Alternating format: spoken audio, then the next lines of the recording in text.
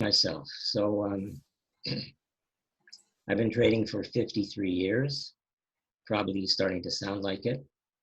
I am sheltering in place, been trading from my home office for 8 weeks. Haven't been in town or anything, haven't touched my face, haven't touched anybody else's face or anybody else's parts of anybody else's body. So here I am. I'm going to talk to you about the next 6 big moves and why. I want everyone to understand that I'm a real trader. I really trade. I trade practically every day. That does not mean that I'm a day trader. Even though I wrote the 4 best-selling books on day trading from McGraw-Hill, day trading ain't what it used to be. In fact, the bottom line is this. Most traders don't make money because they don't have rules, and because the rules that they do have are not completely clear, or what I call fact-backed and rules-based. You can read a little bit about me here. I'm not going to waste your time telling you who I am. So while I'm talking, you can read about me and see if you have some credibility for me. I've done a lot of things, and as I say, I'm a real trader. I trade what I teach, and I teach what I trade. If you've never been to any of my sessions before, be prepared for something very different than what most people do. Because what I do is completely clear, not subject to interpretation. If 2 people look at my information independent of each other, and they don't reach exactly the same conclusions, then either they didn't understand it or I didn't teach it right. And since I teach it right, it means they didn't understand it. So let's talk a little bit about this. Let's talk about patterns. All markets have patterns. If a market has a pattern and that pattern is predictable, I can trade that pattern and make money. Because the bottom line is, it's all about making money. Today, I'm going to show you a very small portion of my work that is completely objective. It'll be a real eye-opener for you if you've never seen my work before. But I want to stress, it's based on 3 concepts. Concept number 1, setup. A setup is a pattern. Number 2, a pattern must trigger in order for you to take step number 3, which is a trade. Once you're in step number 3, which is a trade, you have 3 choices. You get out at a loss, you get out at a profit, or you get out of some of your position, reduce your trade effectively to 0 risk, and then trail the stop to maximize the profit. Today, I'm going to teach you only a setup, because in 1 hour, there's very little that I can teach you except one part of my formula. So a setup is a pattern. I'm going to show you 3 patterns today that are very predictable. I'm going to show you how they work together. So one of the patterns that we use is a cycle. There are many cycles. Every market has a cycle. If it has a cycle and the cycle is predictable, we can use it. As an example, people are all upset about the coronavirus. Well, the bottom line is this. It was predictable because there's been a cycle in viruses of approximately 100 years. When I say approximately 100 years, that's exactly what I mean. I don't mean exactly 100 years to the day, but if you look at the patterns right over here, we were overdue for some sort of a pandemic. We're not going to talk about the pandemic today, but the fact is this. After every one of these pandemics, there's been a pattern that has developed in the markets. And one of those patterns has been, it has created incredible opportunities for profit due to changes and advances in technology. Some of that technology change is happening right now as we attempt to find cure and treatment for the virus. So what we're going to talk about today is this. And as I said before, if there's nothing else I can teach you today except for this, setup, trigger, and follow through, you will have learned a lot from me. Step number 1, setup. You can read about this later on if you get the download of the presentation. You have to get a pattern. And guess what? These days we have a computer. You can put stuff on the computer and ask the question, does the pattern work? Is it predictable? The good news, we can test patterns. The better news, there's thousands of patterns. And the worst news, 98% of them don't work. They don't predict anything. So if you take the patterns that most people follow, like head and shoulders, trend lines, traditional support resistance, breakouts, the golden cross, the death cross, put them on the computer, They do not work. So the first challenge, find patterns that work. I'm going to show you 3 of them today. Once you have the pattern has to trigger. A trigger is what some people call timing indicators. So without the pattern, the timing indicator is useless. And without the timing indicator, the pattern is useless. Once the pattern triggers, you go to step number 3, which, as I said before, follow through. Maximize the profit. Go for the big move. Don't do what most traders do, which is, I made $500 today. I'm getting out. It's been a good day.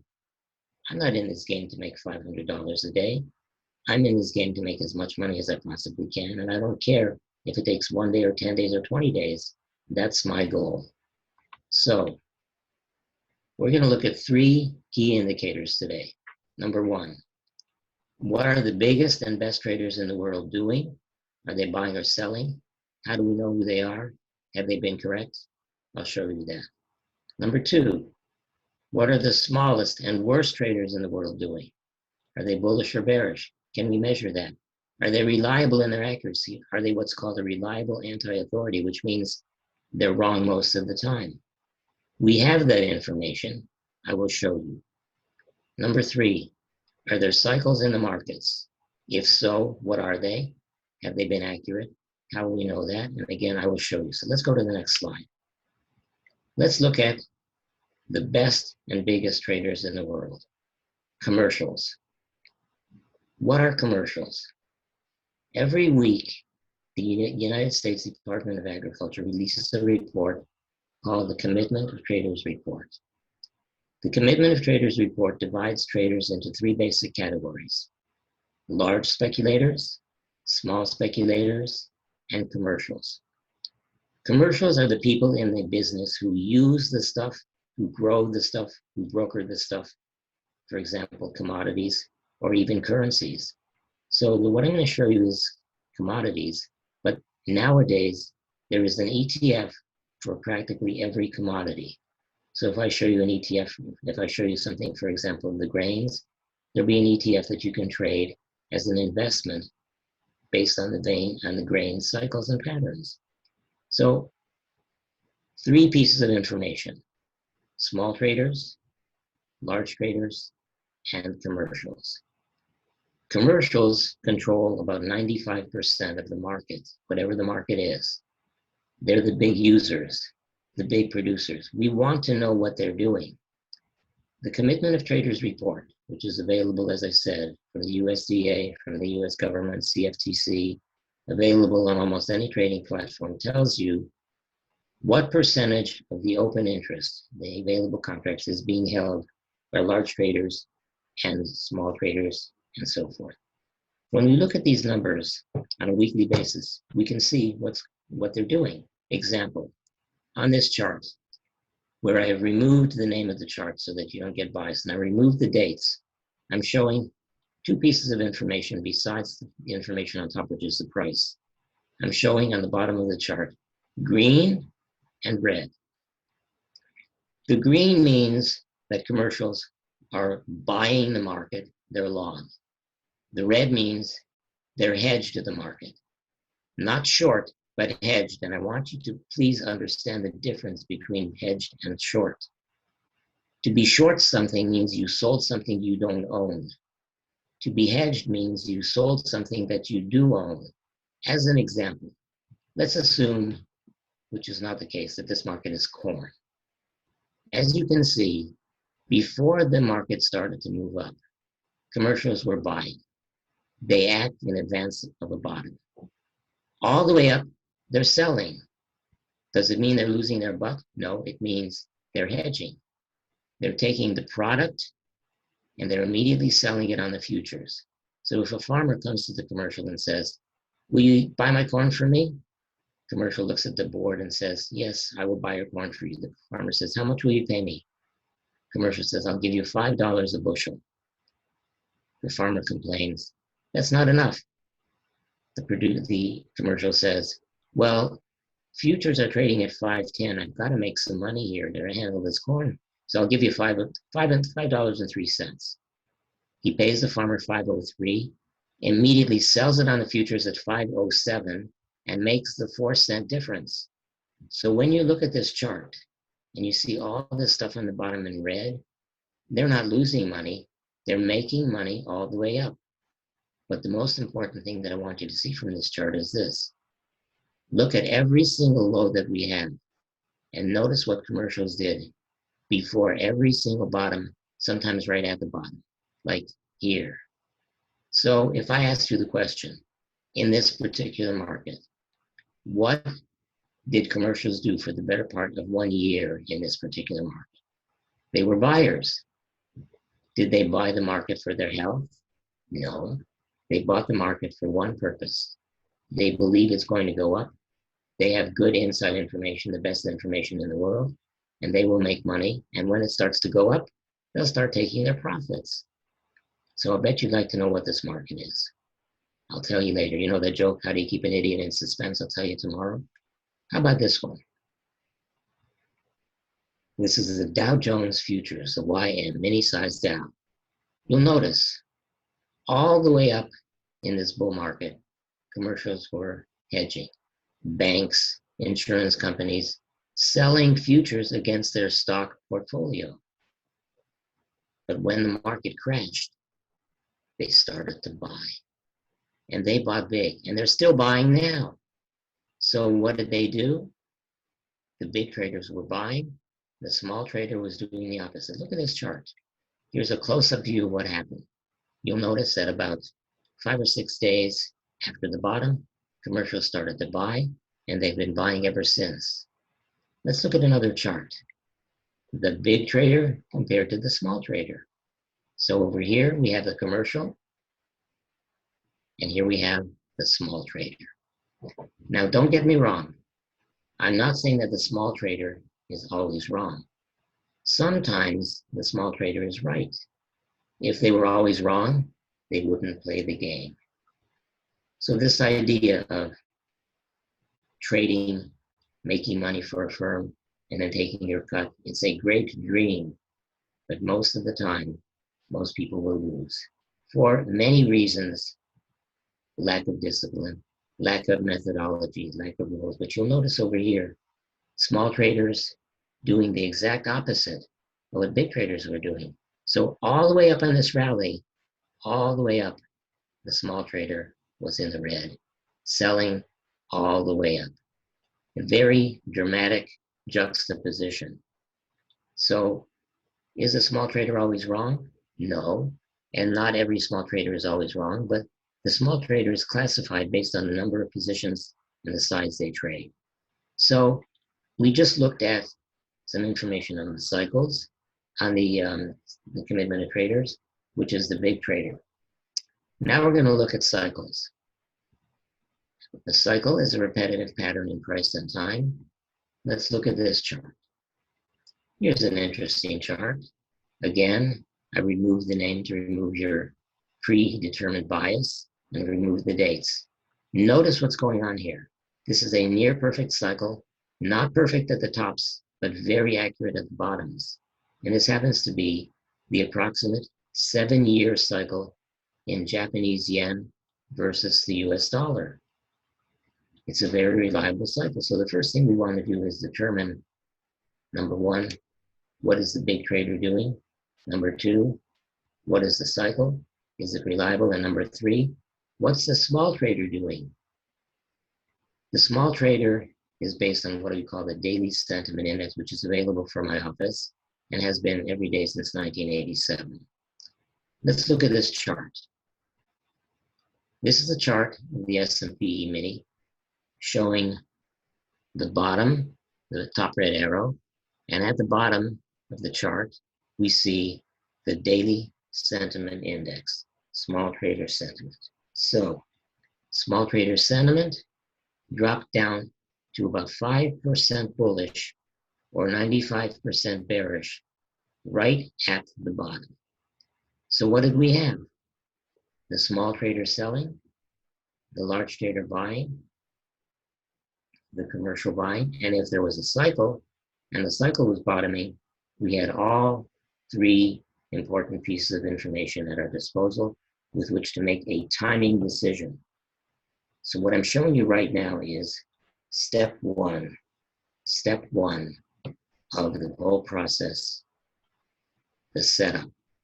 I'm going to show you a bunch of setups for moves that are going to be very big, but remember, these moves are nothing. We do not get into these moves until they trigger, and that's an entirely separate aspect of what we do. Now you might ask, what's the difference between the daily sentiment index and the COT, small trader index? The daily sentiment index is issued every day. The COT comes out once a week, and the COT is delayed by a week or two, so you don't get immediate information.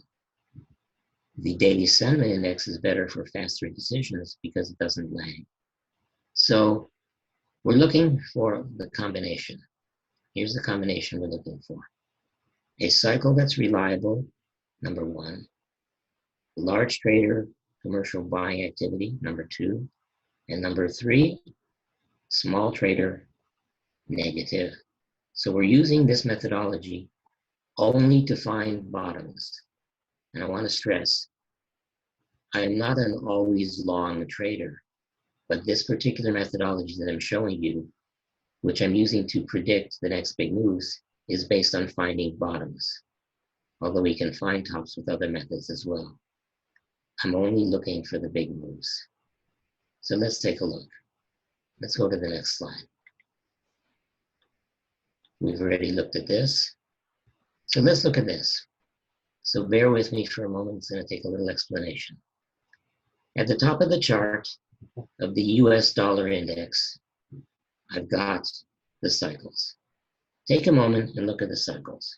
You'll notice that they are not perfect. They are very, very accurate, but not perfect. Check it out. Take a moment and look. You will notice that they're not symmetrical. They do have predictable tops and bottoms. And you'll notice also that we are past the midpoint of the cycle. You'll notice that the large trader is selling, they're hedging their dollars, and the small trader, right over here at the bottom of the screen, was very bullish. So what does that mean? Small trader bullish, cycle topping, big trader selling, combination for a top. The same thing happened right over here. Let me go to it right over here. Small trader very bullish, large trader selling, and the market tops. Right over here, small trader very negative. The big trader was buying over here right before the cyclical low, big move up. So the first move that I'm predicting for you here is a big decline in the US dollar. I'm not going to talk about fundamentals, even though the fundamentals support the forecast. I'm not interested in fundamentals because you can interpret those any way that you want. We can look at other patterns, for example, a seasonal pattern. Here I've taken S&P 500 September contract. Every year, 1987 to 2019 at one of my websites, seasonaltrader.com, and I made a graph. The chart shows what typically happens each month and week of the year. Notice what typically happens in May, right over here. Big up move, and it's turning out to be exactly as expected, and this graph was made a year ago. So I want you to think about that old saying that people say, sell in May and go away. I much prefer to say, buy in May and prepare to stay, because that's what the facts say. We are fact-backed, rules-based traders, and we don't interpret anything. But let's go forward. We can even take this concept and define it even further by asking for exact dates. So as an example, buying the Dow Jones since 1920, almost 100 years. Close of trading June 27, exiting close of trading July 15, has been right 78% of the time for nearly 100 years. It's a staggering statistic, but most people are not interested in that because they'd rather trade by intuition, which is not what I'm interested in doing because my intuition sucks. So let's go forward. Let's look at another one. Euro dollar interest rate futures. Not to be confused with euro currency. Euro currency is the Euro FX, foreign exchange. This is the euro dollar short-term US interest rate futures in Europe. Let's talk about this. Look at the cycle on top of the chart. It is about as perfect as you can get. 5 years. And when I say perfect, I don't mean 100% accurate. I'm not guaranteeing profits. I'm simply saying what we do is darn good, but it's not 100%. I want you to look at the combination again, what I call the trifecta. Number one, at this low, right over here. Cyclical low, commercials, banks, insurance companies, and so forth, buying futures, small trader, very negative, and selling futures. Interesting combination, very interesting combination. And then what happens? A huge up move that lasts about 2.5 to 3 years. Where is that pattern right now? The small trader was very negative here at the bottom. The big trader was buying more futures than ever before. The cycle was bottoming, and we got this up move right over here. And even though it looks like a small move on the chart, remember it's futures. And in futures, you're leveraging a huge amount of money. So is this one that I would buy now? The answer is no. Why?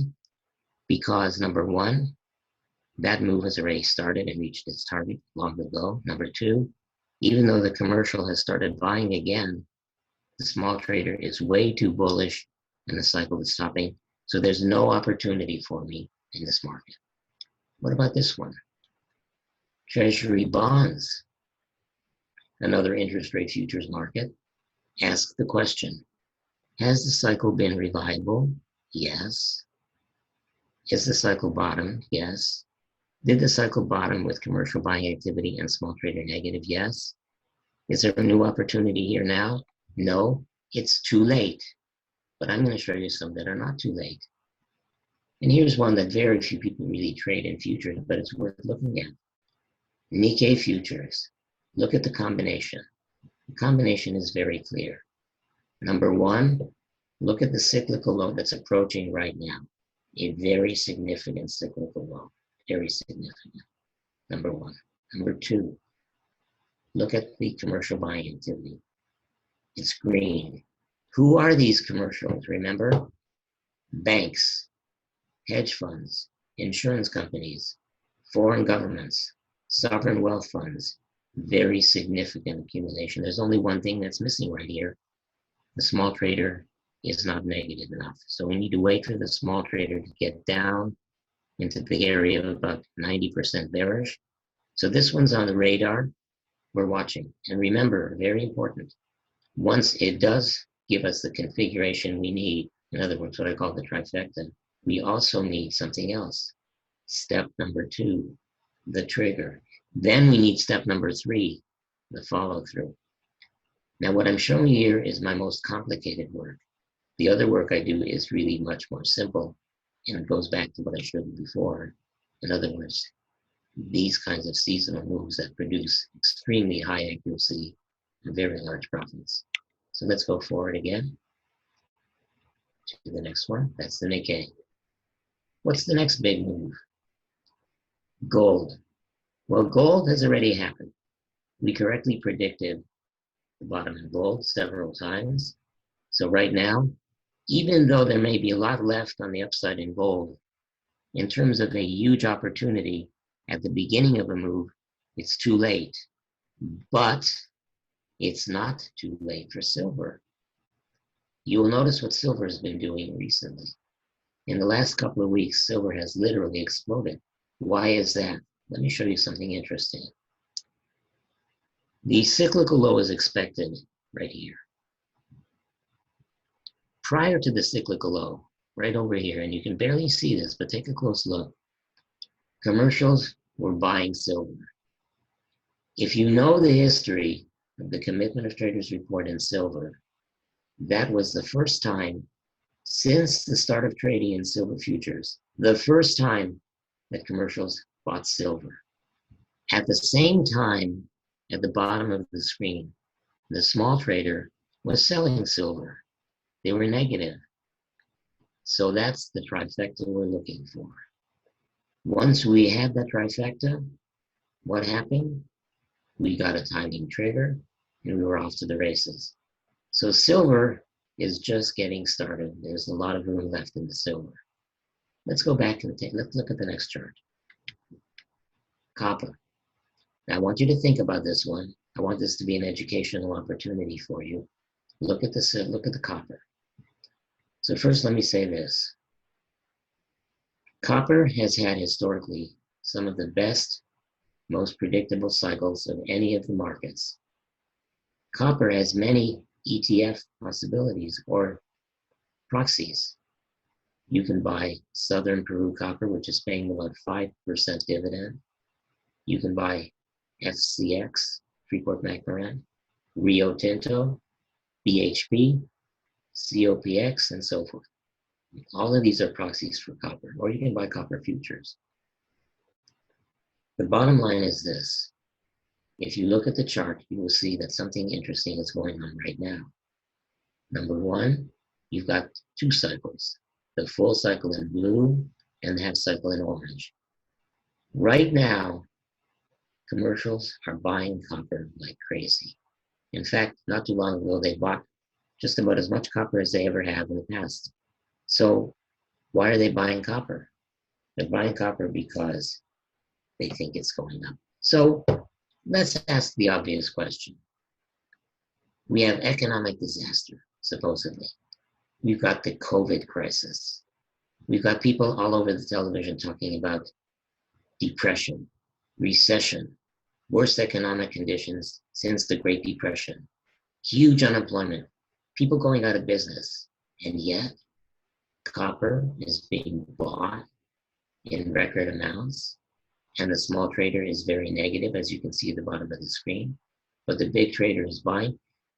Let's ask the question, excuse my French, who the hell is the big trader? Think about it. The biggest commercial in copper is, as President Trump would say, China. China is buying copper. Do you think they're buying copper because they want to store it? Yes. They want to use it? Yes. They're big in heavy industry? Yes. Automobile manufacturing? Yes. Copper wire? Yes. Home construction? Yes. Batteries? Yes. So what's it saying? The implications of this expected bottom in copper, and you will notice what copper has been doing the last few days, it's been explosive. The implications are very far-reaching. They're basically saying this entire move to depression talk is bogus. It's fake news, or at the very least, it's unintelligent news. What's happening here is this: a golden cyclical opportunity to buy copper, and furthermore, we can use the magnitude of commercial buying to predict the magnitude of the move. In other words, the length of buying activity by commercials here is very significant. The amount they're buying is very significant. So we're able to predict a big move rather than a small move. So remember, I'm not talking about trading here. I'm talking about investing. You want to talk trading? I can teach you a whole hell of a lot about trading. But as far as investing is concerned, most people have no interest in that. But you will come back and look at this webinar 3 years from now and you'll say, that little guy was right. I should have listened to him. So remember, what I'm showing you here is a setup waiting for a trigger, and copper has already triggered and reached its first target. Now, let's go on to the next chart. How about this one? Platinum. I want you to look at something. Number one, the big cycle in platinum is in blue. The half cycle is in orange. I want you to look right over here. This little green spot. It's very small, but small things in the markets can mean big things if you know what you're looking for. It's like anything else in life. Prior to the biggest move in the history of platinum, commercials were buyers. They didn't buy a lot, but you'll notice week after week after week they're hedged, and then finally they say, no more, we're not going to sell our production. We're going to keep it. So the market turns around and starts to go up. The small trader is very negative. And again, I want you to look at that configuration. Don't let the popular misconceptions fool you, by which I mean people will say, oh my God, I just looked at the COT report in platinum, and look at this right over here. As of a couple of months ago, a couple of weeks ago, commercials had their biggest short position in platinum. I want you to remember what I said before. This is not a short position. It's a hedged position. They have taken the product in from the miner. They paid the miner X dollars for it, and they sold it on the futures for X dollars plus. They don't want to speculate most of the time. The only time they will speculate is when prices get too cheap. So what they're doing is, it's guaranteed income for them.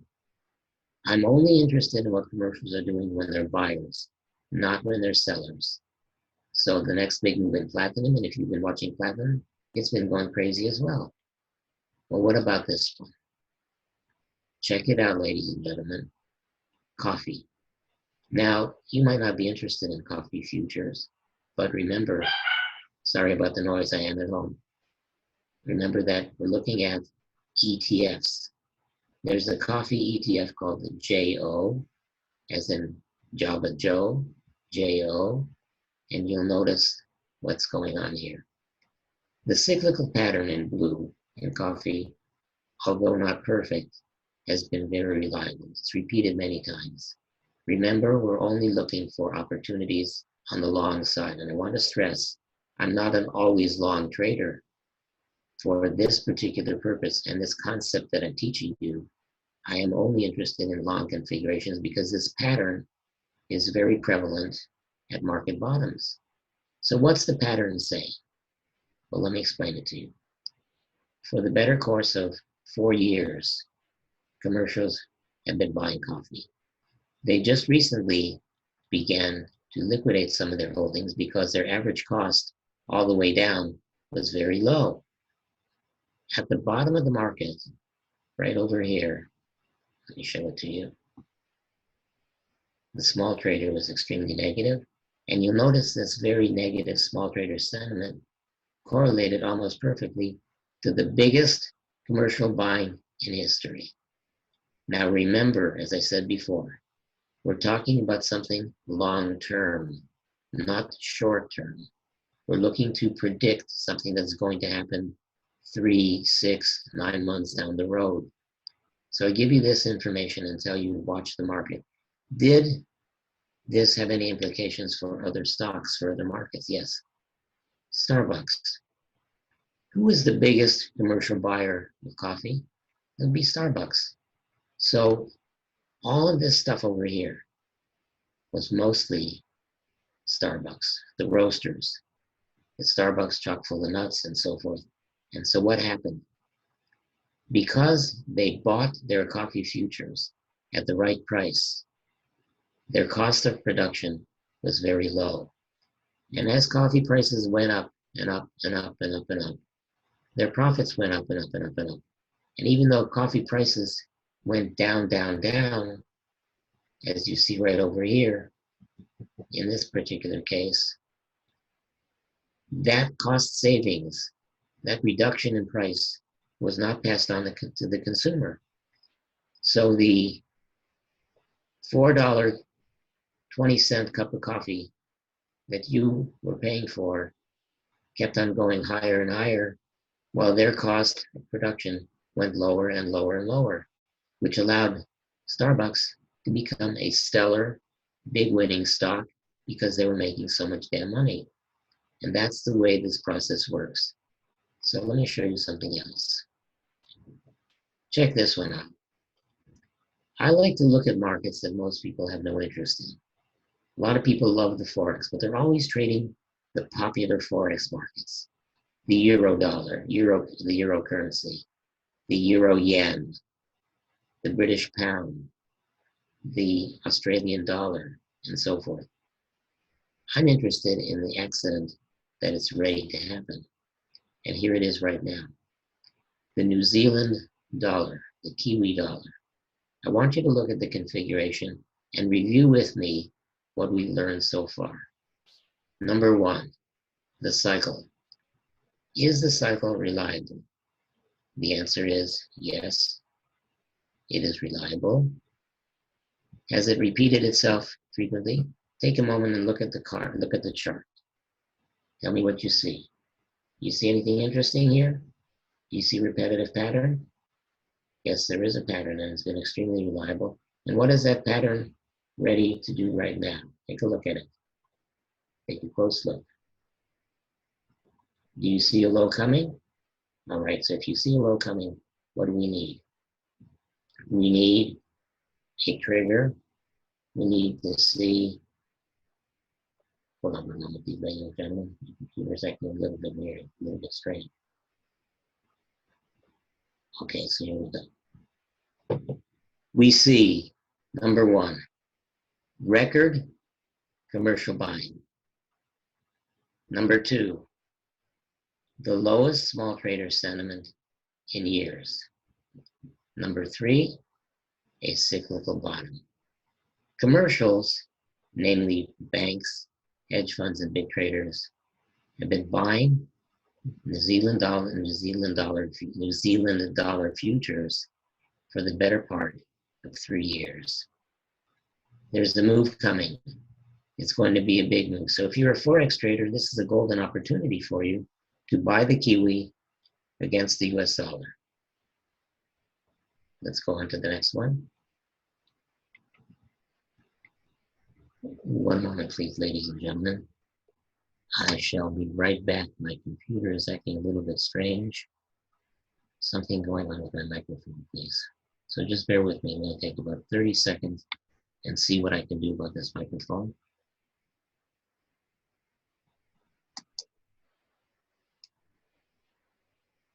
Let's come back to this and try it again.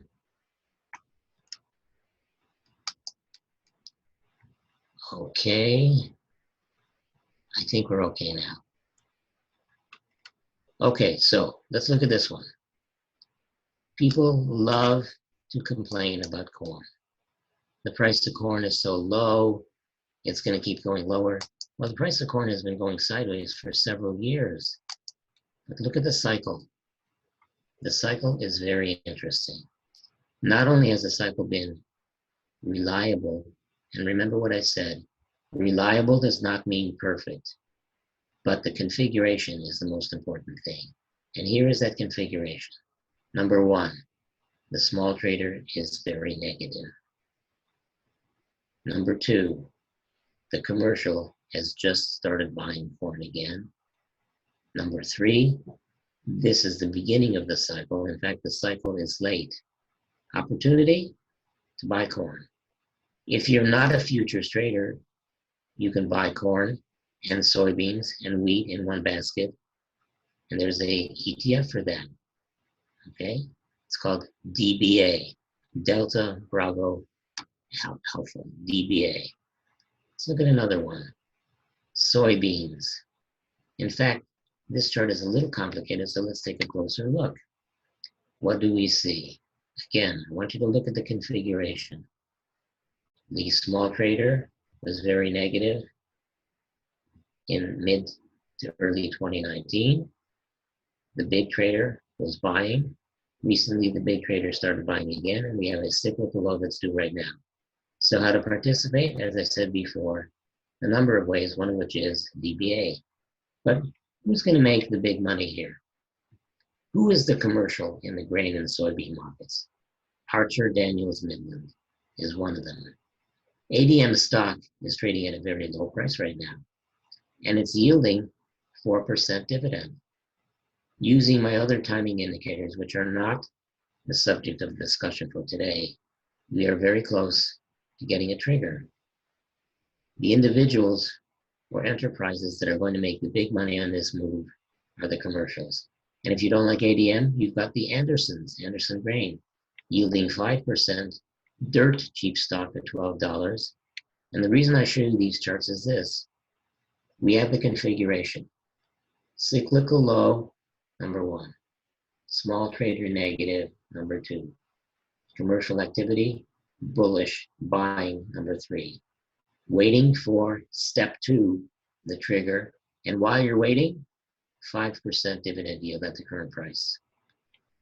Bunge Grain, a fabulous company, yielding almost 6%.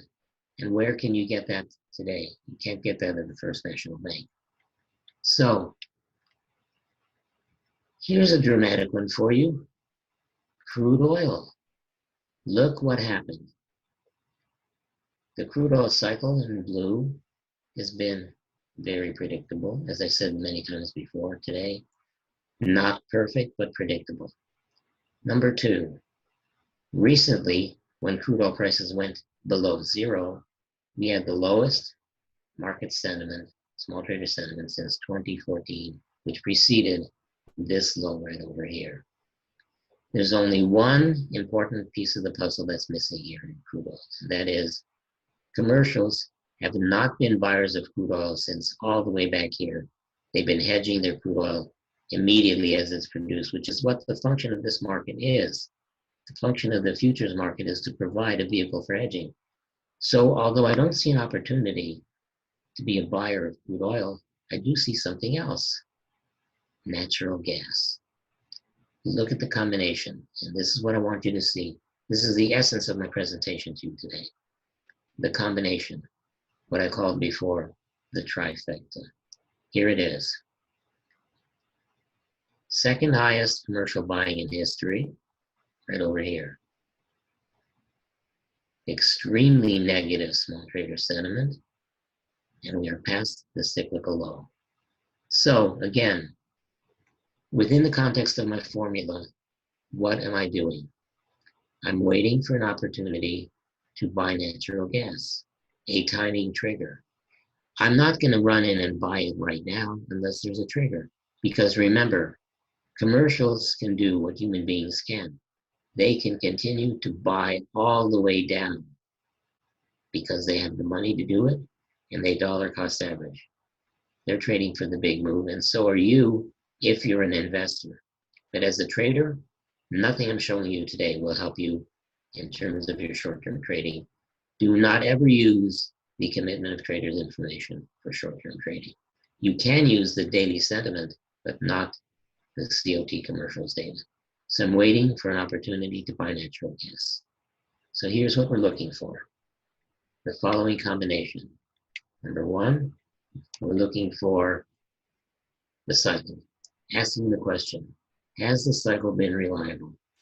Number 2, if the cycle has been reliable, what's the big trader doing? We're looking for a situation where the big trader is a buyer. And I want to stress, big traders, commercials, can continue to buy all the way down on a scale down. So you don't want to do what they're doing immediately. You want to use the combination I'm showing you. And above all, you need to wait for a timing trigger. Number 3, you want to see the small trader being negative. And we have seen a number of opportunities, such as the one I just showed you before, where the small trader is negative, the large trader is buying, and the cycle is bottoming. That's the combination that we want to look at. And let me review a couple of them for you. So let me go back a little bit. Oh, by the way, if you want the full presentation of this webinar that I just showed you, which is considerably longer and shows about 25 different markets, click on here and you'll get an opportunity to sign up to get the recording and the PowerPoint of that presentation. I'm having a webinar on Saturday.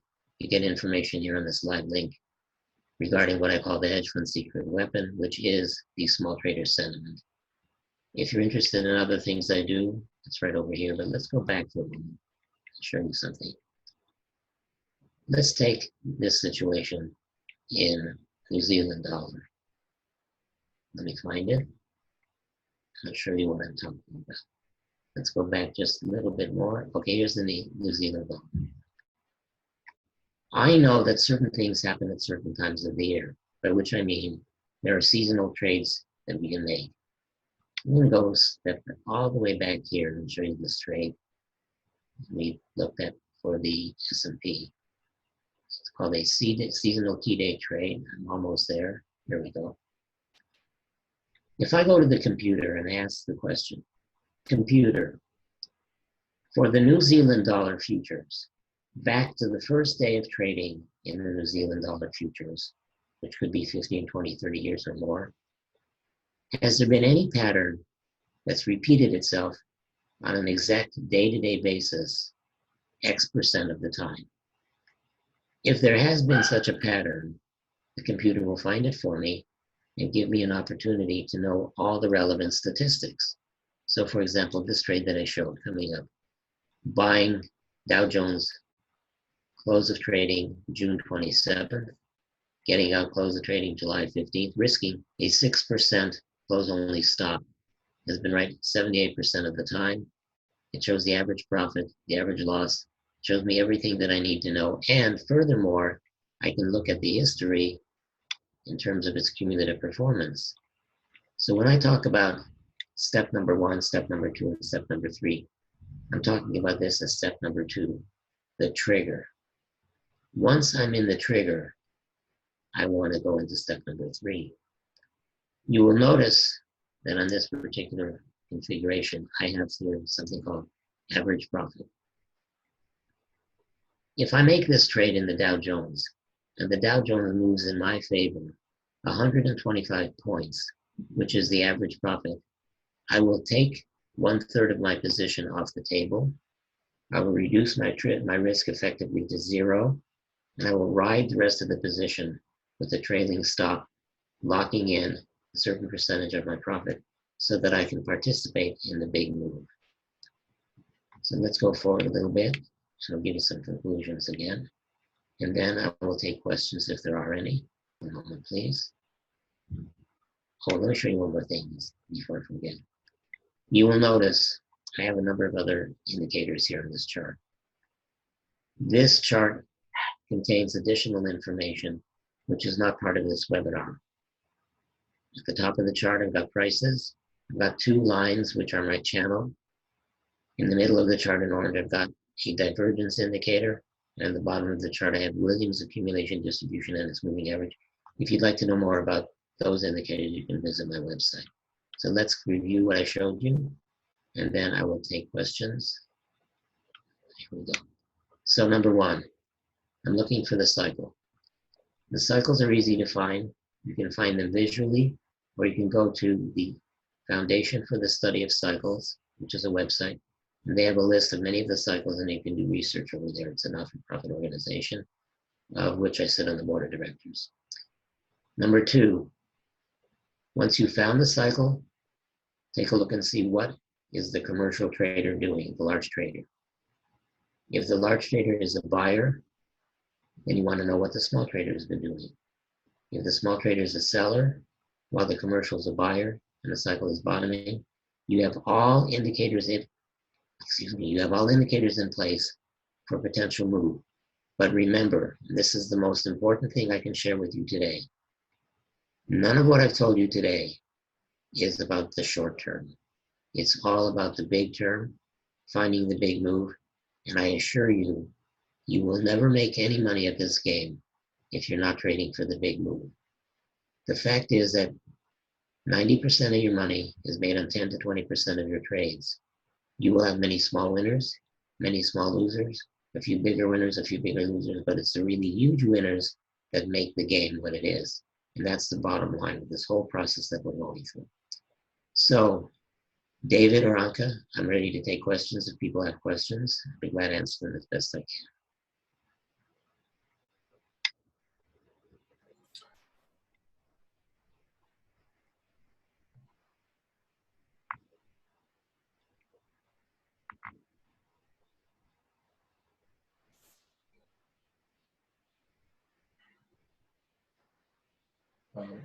I'm only seeing one question.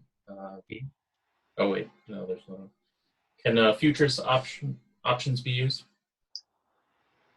The good news is that options are a very low risk way to play the game. Unfortunately, because these are longer term positions that I'm talking about, sometimes will last 2 to 3 years. By the time that happens, your options will have expired. Now you can use leaps, which are long dated options, long-term options for a year or so, but that's the only way that I would use options with these particular moves. Any other questions, David? not sure what this means exactly. What about tanker stocks? Tanker stocks are dirt cheap because we've had such a decline in oil. They will probably recover, but I'm not a fan of them. They're certainly not my best trading vehicles. And I think you addressed this a bit earlier in the presentation, but do you do any day trading? That's one of the questions. Yeah, as I said before, I wrote the 4 best-selling books on day trading for McGraw-Hill. But day trading ain't what it used to be. You're competing with the biggest, the bestest, and the fastest traders in the world.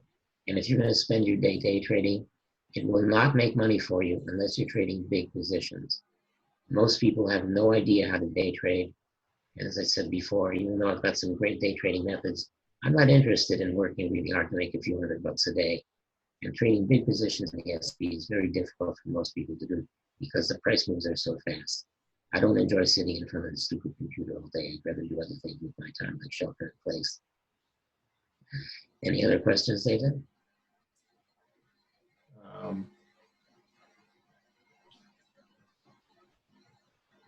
How can we tell corn will not just continue to stay flat? How can we tell what, David? How can we tell corn will not just continue to stay flat? Well, it's really simple.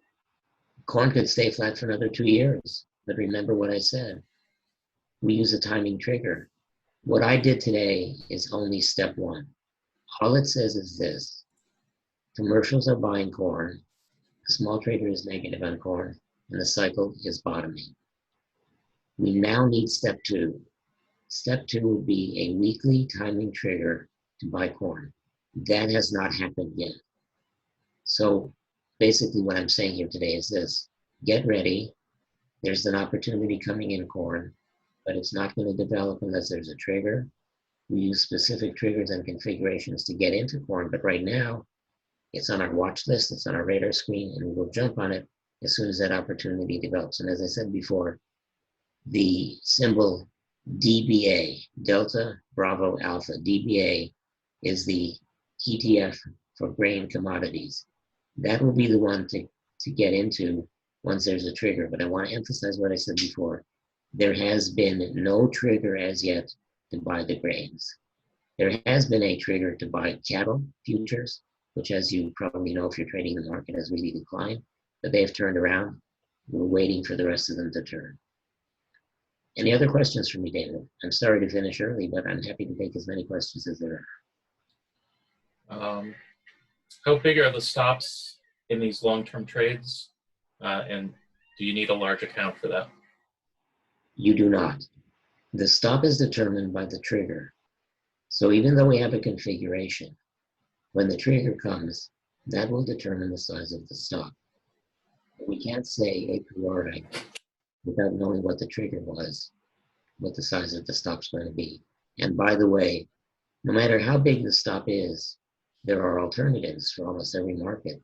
There's a mini contract, there's a micro contract in most cases, there's an ETF. So there's a wide variety of ways to participate in these moves if the stop is too big. So that's a really excellent question, because many times people will trade a move where the stop is way too big and it'll scare the daylights out of them and get out too soon because they didn't take it into consideration to begin with. Always look at your risk. If your risk is too big, it doesn't matter how good the trade is, how good it looks, it's not right for you. Any other questions? Okay. And Paul asked, does the Australian dollar coordinate with the New Zealand dollar? Not always. In fact, there's been a wonderful spread going on between buying the New Zealand dollar and selling the Aussie dollar. The cycles in the Aussie dollar are not nearly as predictable as they are in the New Zealand dollar, so my work, which is contained in the full video of the presentation today, does not see an opportunity similar to what we see in the New Zealand dollar.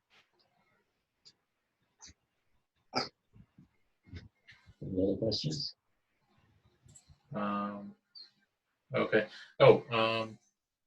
Seabass, you published many seasonal books over the years. Do you have any new books on long-term seasonal I do not. Issues? Well, the best way to look at seasonals is to go to seasonaltrader.com. That's where the seasonal information is best located. It shows the seasonal charts, it shows seasonal timing. There's some free videos there about seasonality, so that's the best way to do it. Okay, I think you covered everything. Yeah. So this is the first time I've ever finished early. I want to thank you for the opportunity, David and Anka, and I hope you have a great rest of the webinar series. If there's anyone that has any questions, you can write me at stuff right over here. Post the links in the chat again. And use my email, jake@trade-research.com. Remember, everyone, don't touch your face. Don't touch anybody else's face. Most of all, don't be scared and believe most of the stuff that you're hearing, because most of it's not true. Thank you, everyone. Best of trading to you. All right, thanks, Jake. Thanks, David. Thanks, Anka.